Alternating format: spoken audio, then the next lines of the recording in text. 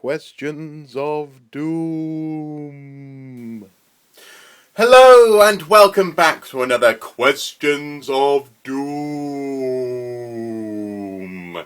In this series, as ever, I attempt to answer questions that you send my way using the archaeosoup@gmail.com email address as displayed on the YouTube channel homepage, or indeed as you'll see at the end of this video.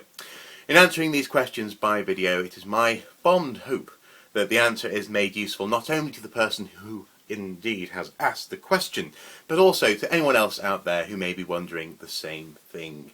And today is yet another FAQ. I've received a very similar version of this question in various sort of minutely different guises on the YouTube channel via the website archaeosoup.com, and also via the email address archaeosoup@gmail.com.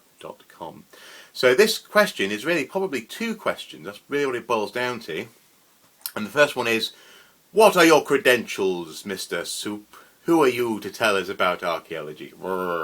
And also as well, to a certain extent, what are the best topics and subjects to study in school if you're thinking about becoming an archaeologist or going on to study archaeology at a university or college?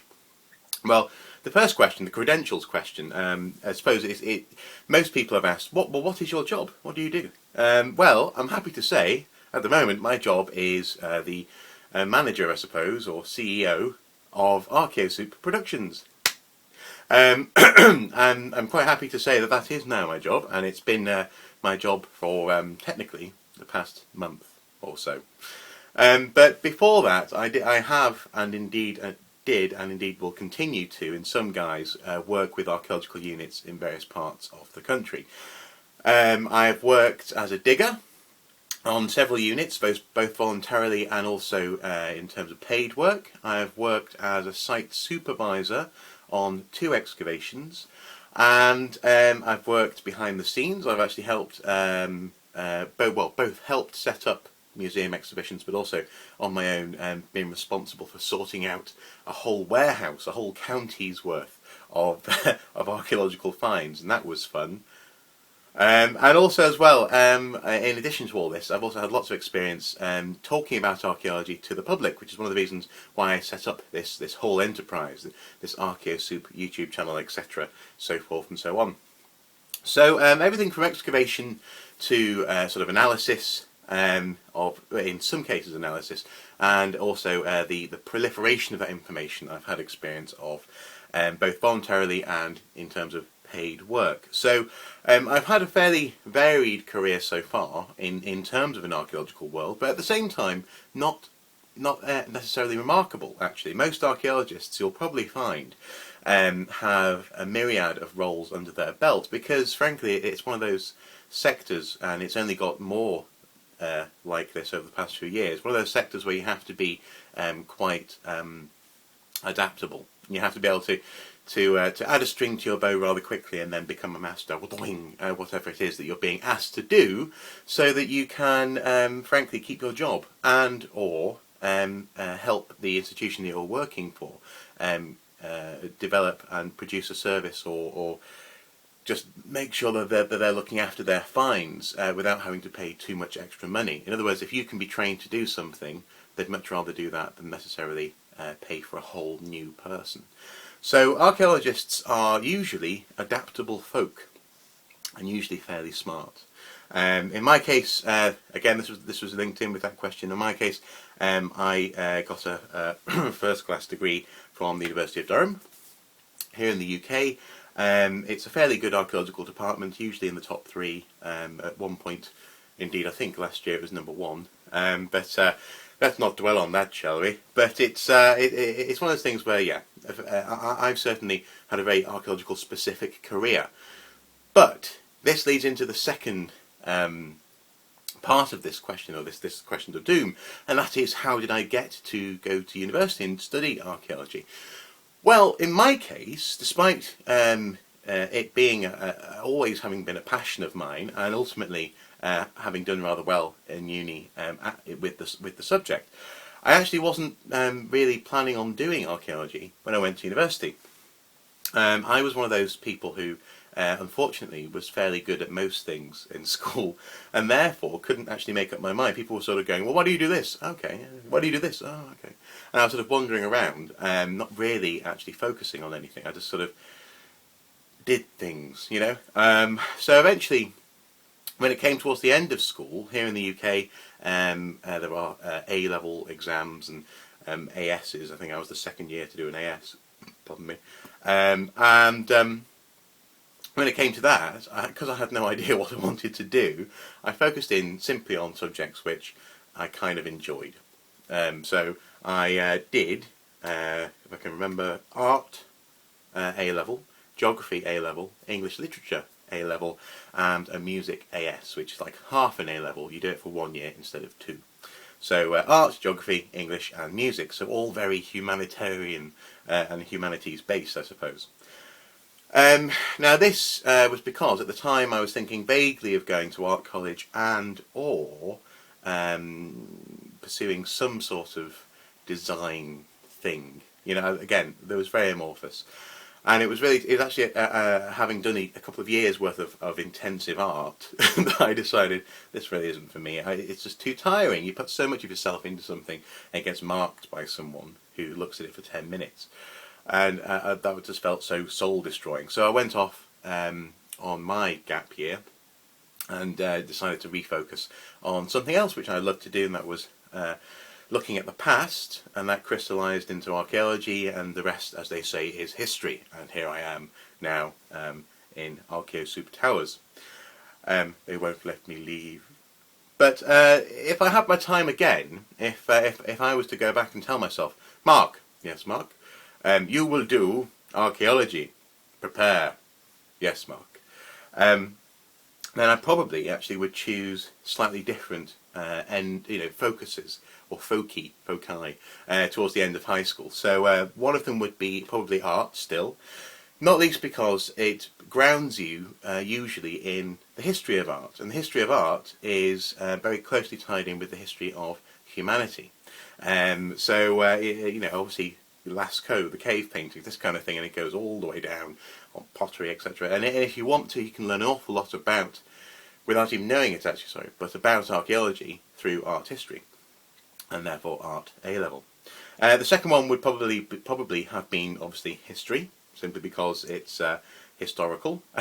And then a third would be biology or physics, actually, because I've had to essentially, indeed most archaeologists have to sort of reintroduce themselves to biology and physics and aspects of those things when they do an archaeological course. So be it simple as looking at bones and identifying human remains or any other remains, you know, kind of thing, from a knuckle, knowing what animal that is, or actually for dating techniques. Physics is very interesting and useful rather for various dating techniques which are used in archaeology. And while you can be grounded in those in the archaeological course, I dare say it would have been very useful to have a bit more of a more recent understanding of those things going into the course, than having done it at GCSE and then dropped it for the final couple of years of high school. So art, history, and then biology or physics, or maybe both if I wanted to do one of those as an AS.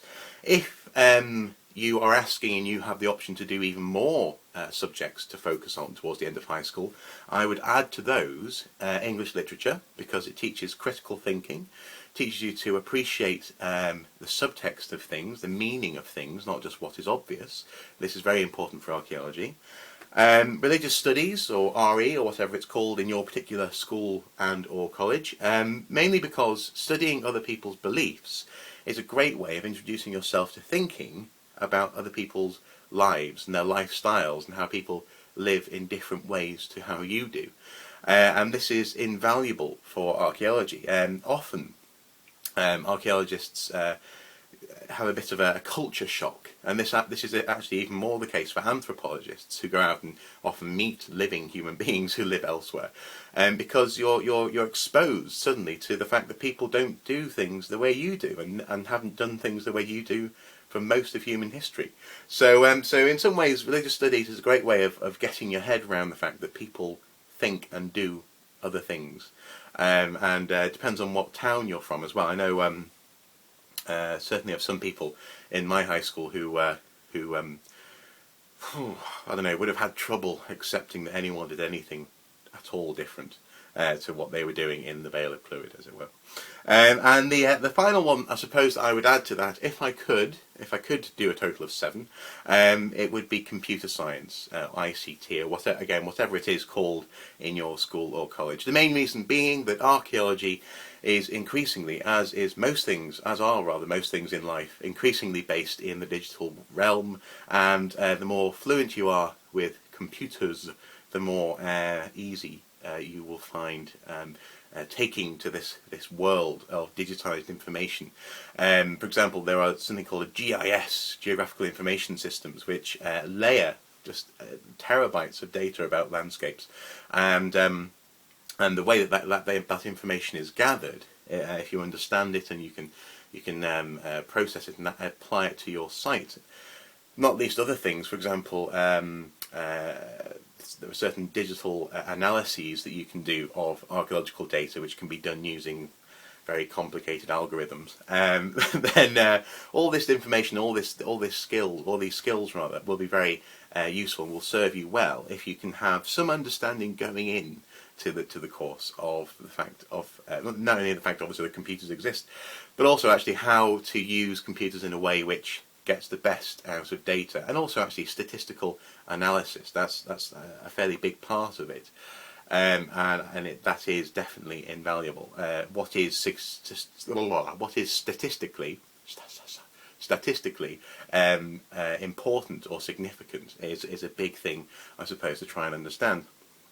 So you've probably gathered that almost anything can lead into archaeology at university or college, and the reason for this is basically actually because archaeology deals with humanity and it deals with past worlds, and what this means is you have to be able to carry with you or try and hone as many skills as possible in order to reconstruct those entire worlds to the best of your ability, or to help other people to do that themselves.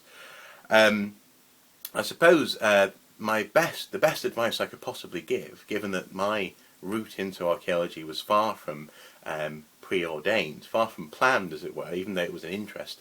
I always sort of somehow thought archaeology was something that wasn't actually a job. You know, it's almost like Indiana Jones does it, and rich people do it, and and the occasional vicar may go out and do some digging here and there, and I don't know why, but I was living in the 19th century apparently. But it never really occurred to me that it was a career option. It's strange, you sort of see these things and you think, well, how does one get there? And I for some reason never really occurred to me until rather late. So even though my route was very unplanned, very almost chaotic to get there, I suppose what I'd say is either, if you really definitely absolutely want to do archaeology, plan it and go along those lines, think about what is best, or just enjoy study. Almost anything, almost any topic, almost anything you hear from your friends and family in terms of good information about the world will somehow feed into your archaeological career. For example, not that long ago, I was on the site of a destroyed sweet factory, and I remember a conversation I had with my grandfather, or one of them, who was talking about a particular way that a sweet was wrapped, and how this meant that certain machines had to be made in certain ways, and just this little bit of information that I just somehow stored away. It came in very handy, because I was able to identify that this is the thing for making the sweets, and someone went, how do you know that? And the whole point is that it's just simply because of being open to the world around you, and just enjoying learning new things.